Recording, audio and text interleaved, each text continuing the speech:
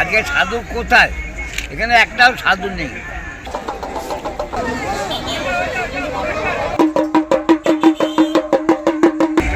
আগে আমরা মুর্শিদর কয়েকটা সাধু মিলে এখানে এসে মেলায় বসতাম। আস্তে আস্তে আস্তে আস্তে দেখা গেল ভক্তের সমাবেশ হতে হতে ভিড় বাড়তে লাগলো, সাধু আসতে লাগলো, ভিড় বাড়তে লাগলো, সাধু আসতে লাগলো। একদিন মমতা বন্দ্যোপাধ্যায়ের কানে যায় একটা সাধু মেলা হচ্ছে।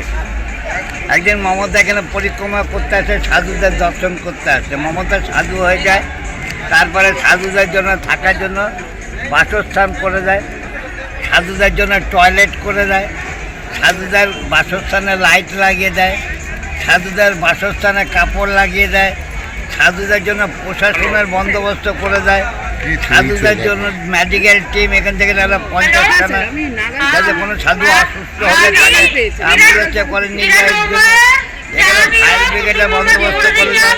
এখন সাধুদের কোনো কষ্ট নেই।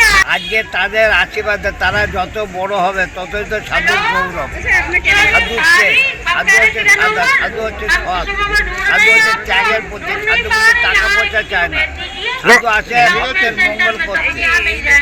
যদি সাধু হয় সে কখনো টাকা পয়সা চাবে না। তোমরা বড় হও, তোমরা যত বড় হবা ততই তো সাধুর গৌরব। সাধনা কি? আজকে কপিল মুনি সাধনা করে সিদ্ধি লাভ করেছে। কপিল মুনি মন্দির 12 মাসে 11 মাস জলের তলে থাকতো, আর 1 মাস এই মকর সংক্রান্তি আসলে মন্দিরটা জেগে উঠত। কিসের জোরে? কপিল মুনি সাধনার জোরে।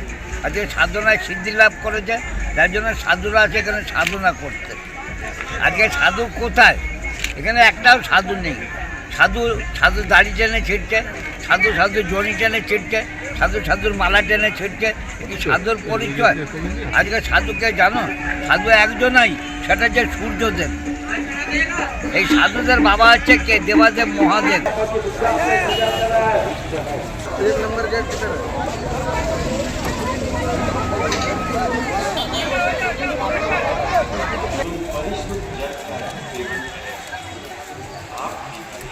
আজকে এসেছিল তো পাগল। আজকে দেখো শোনো, সাধু তো সেই, আমরা তো শয়তান। কেন আমরা অনেক জেনে গেছি, আমরা কাউকে মারি না আর কাউকে ছাড়িও না। কি ওরা সাধু সাবধান। সাধু কে? সাধু সত্যের প্রতীক। সাধু মানে সাদা, হোয়াইট। আমরা যখন জন্মগ্রহণ করি আমরা মায়ের দুধ পান করি, দুধের বর্ণনা সাদা। যখন দেহের মধ্যে চলে যায় লাল, লাল হচ্ছে মঙ্গলের প্রতীক। দেখো জ্যোতি বোস কিন্তু ভগবান মানত না, সুভাষ চক্রবর্তী মানত। সুভাষ চক্রবর্তী ফাঁক পেলে তারা পিঠে চলে যেত। কি বাবা? আজকে জ্যোতি বোস যখন বেঁচে ছিল ওর বউ আজকে কমলা, আজকে রমলা।